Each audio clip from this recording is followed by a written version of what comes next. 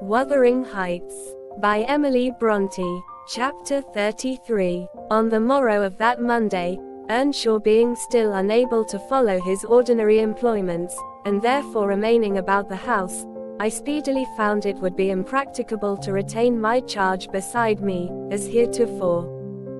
She got downstairs before me, and out into the garden, where she had seen her cousin performing some easy work, and when I went to bid them come to breakfast, I saw she had persuaded him to clear a large space of ground from currant and gooseberry bushes, and they were busy planning together an importation of plants from the Grange. I was terrified at the devastation which had been accomplished in a brief half-hour. The black currant trees were the apple of Joseph's eye, and she had just fixed her choice of a flower bed in the midst of them. "There, that will be all shown to the master," I exclaimed, "the minute it is discovered. And what excuse have you to offer for taking such liberties with the garden? We shall have a fine explosion on the head of it, see if we don't. Mr. Hareton, I wonder you should have no more wit than to go and make that mess at her bidding." "I'd forgotten they were Joseph's," answered Earnshaw, rather puzzled, "but I'll tell him I did it. We always ate our meals with Mr. Heathcliff. I held the mistress's post in making tea and carving, so I was indispensable at table. Catherine usually sat by me, but today she stole nearer to Hareton, and I presently saw she would have no more discretion in her friendship than she had in her hostility. Now, mind you don't talk with and notice your cousin too much," were my whispered instructions as we entered the room. "It will certainly annoy Mr. Heathcliff, and he'll be mad at you both." "I'm not going to," she answered. The minute after, she had sidled to him, and was sticking primroses in his plate of porridge. He dared not speak to her there, he dared hardly look, and yet she went on teasing, till he was twice on the point of being provoked to laugh. I frowned, and then she glanced towards the master, whose mind was occupied on other subjects than his company, as his countenance evinced, and she grew serious for an instant, scrutinizing him with deep gravity. Afterwards she turned, and recommenced her nonsense. At last, Hareton uttered a smothered laugh. Mr. Heathcliff started, his eye rapidly surveyed our faces. Catherine met it with her accustomed look of nervousness and yet defiance, which he abhorred. "It is well you are out of my reach," he exclaimed. "What fiend possesses you to stare back at me, continually, with those infernal eyes? Down with them, and don't remind me of your existence again. I thought I had cured you of laughing." "It was me," muttered Hareton. "What do you say?" demanded the master. Hareton looked at his plate, and did not repeat the confession. Mr. Heathcliff looked at him a bit, and then silently resumed his breakfast and his interrupted musing. We had nearly finished, and the two young people prudently shifted wider asunder, so I anticipated no further disturbance during that sitting, when Joseph appeared at the door, revealing by his quivering lip and furious eyes that the outrage committed on his precious shrubs was detected. He must have seen Cathy and her cousin about the spot before he examined it, for while his jaws worked like those of a cow chewing its cud, and rendered his speech difficult to understand, he began. "I mun have my wage, and I mun goa. I had aimed to do where I'd sarved for 60 year, and I thought I'd lug my books up into tea, garret, and all my bits o' stuff, and they sood have tea, kitchen to Thurseln, for tea, sake o' quietness. It were hard to gie up my own hearthstone, but I thought I could do that. But na, shoes tarn my garden fro me, and by th heart, meister, I cannot stand it. Ya may bend to th yoken ye will, I know and used to tea, and an old man doesn't soon get used to new barthens. I'd rather on my bitin, my sup why, a hammer in th road. Now, Now, idiot, interrupted Heathcliff, cut it short. What's your grievance? I'll interfere in no quarrels between you and Nelly. She may thrust you into the coal hole for anything I care. It's no and Nelly, answered Joseph. I sudden shift for Nelly, nasty ill nout as shoe is. Thank God, shoe cannot stale tea, Saul o nob, dy. Shoe w a niver so a handsome, but what a body mud look at her, bout winking. It's yon flaysome, graceless queen, that's witched our lad, why, her bold en and her forward ways, till, nay, it fair brusts my heart. He's forgotten all I've done for him, and made on him, and goen and riven up a whole row o' tea, grandest currant trees tea, garden. And here he lamented outright, unmanned by a sense of his bitter injuries, and Earnshaw's ingratitude and dangerous condition. Is the fool drunk? Asked Mr. Heathcliff. Hareton, is it you he's finding fault with? I've pulled up 2 or 3 bushes, replied the young man, but I'm going to set 'em again. And why have you pulled 'em up? Said the master. Catherine wisely put in her tongue. We wanted to plant some flowers there, she cried. I'm the only person to blame, for I wished him to do it. And who the devil gave you leave to touch a stick about the place? Demanded her father-in-law, much surprised. And who ordered you to obey her? He added, turning to Hareton. The latter was speechless. His cousin replied, you shouldn't grudge a few yards of earth for me to ornament, when you have taken all my land. Your land, insolent slut. You never had any, said Heathcliff. And my money, she continued, returning his angry glare, and meantime biting a piece of crust, the remnant of her breakfast. Silence, he exclaimed. Get done, and begone. And Hareton's land, and his money, pursued the reckless thing. Hareton and I are friends now, and I shall tell him all about you. The master seemed confounded a moment. He grew pale, and rose up, eyeing her all the while, with an expression of mortal hate. If you strike me, Hareton will strike you, she said, so you may as well sit down. If Hareton does not turn you out of the room, I'll strike him to hell, thundered Heathcliff. Damnable witch! Dare you pretend to rouse him against me? Off with her! Do you hear? Fling her into the kitchen. I'll kill her, Ellen Dean, if you let her come into my sight again. Hareton tried, under his breath, to persuade her to go. Drag her away, he cried, savagely. Are you staying to talk? And he approached to execute his own command. He'll not obey you, wicked man, any more, said Catherine, and he'll soon detest you as much as I do. Wished, muttered the young man, reproachfully, I will not hear you speak so to him.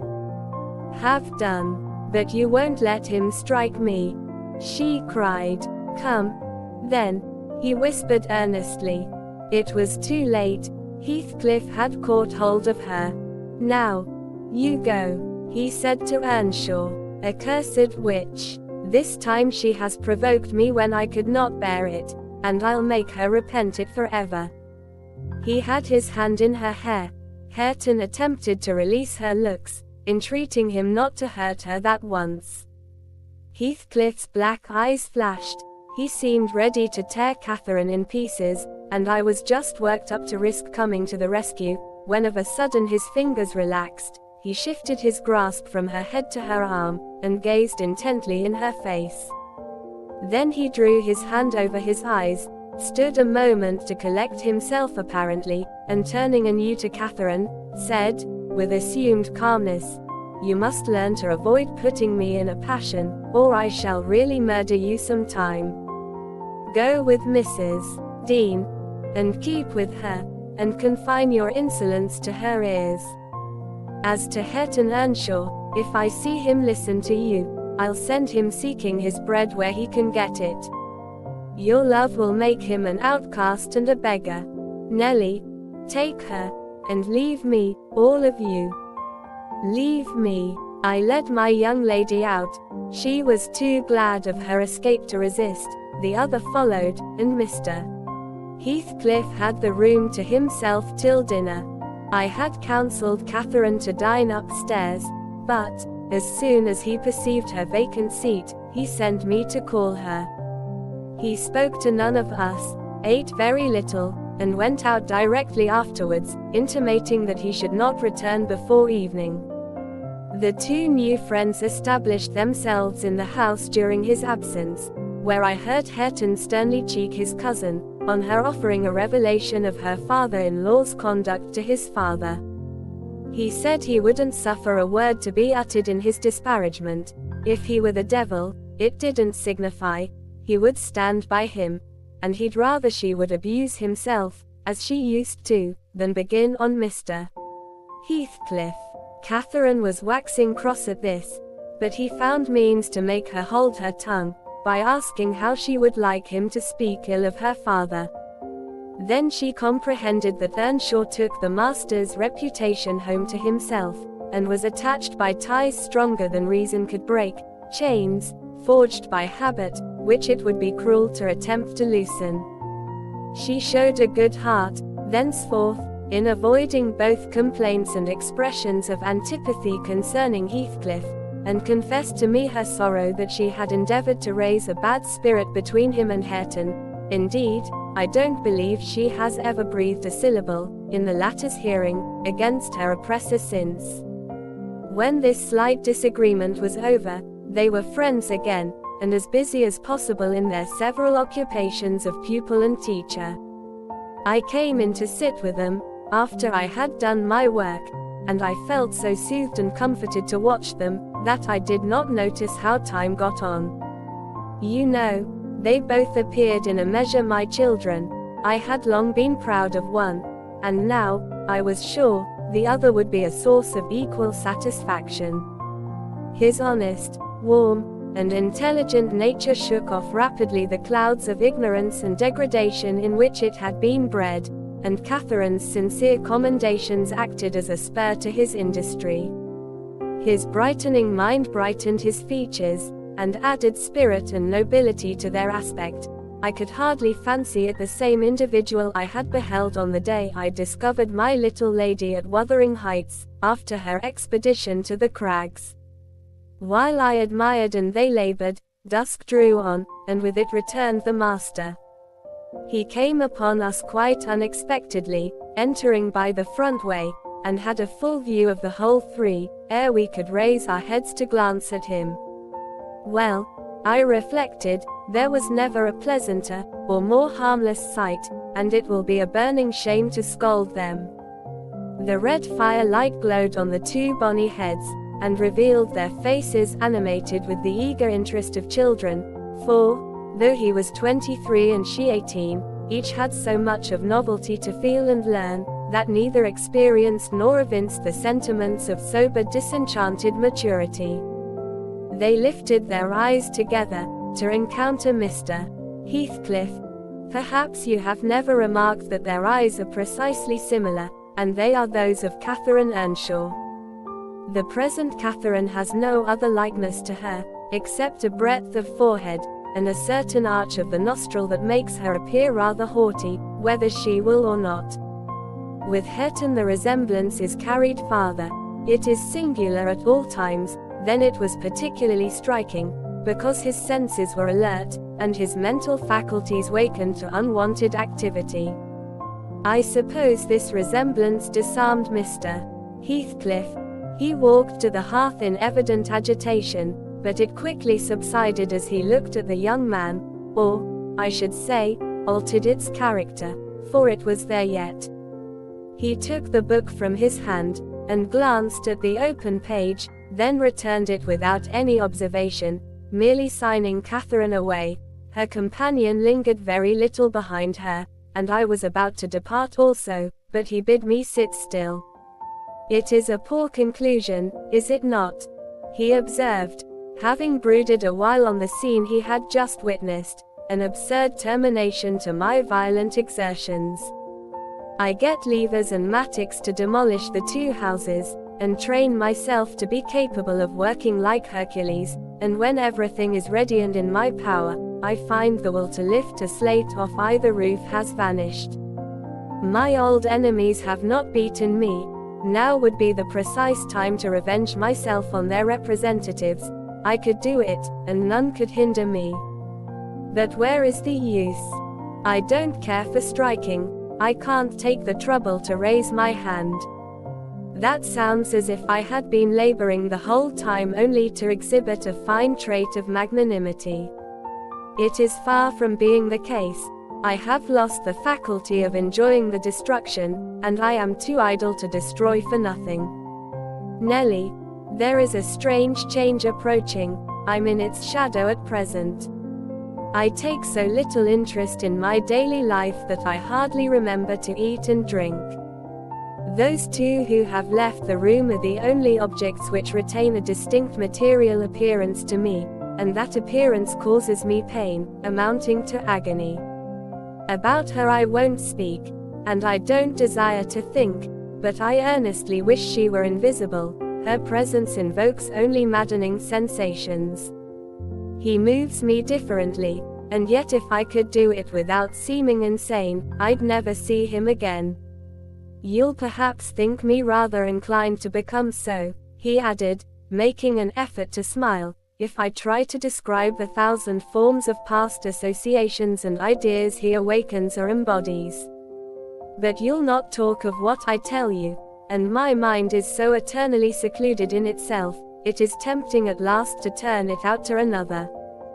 5 minutes ago Hareton seemed a personification of my youth, not a human being.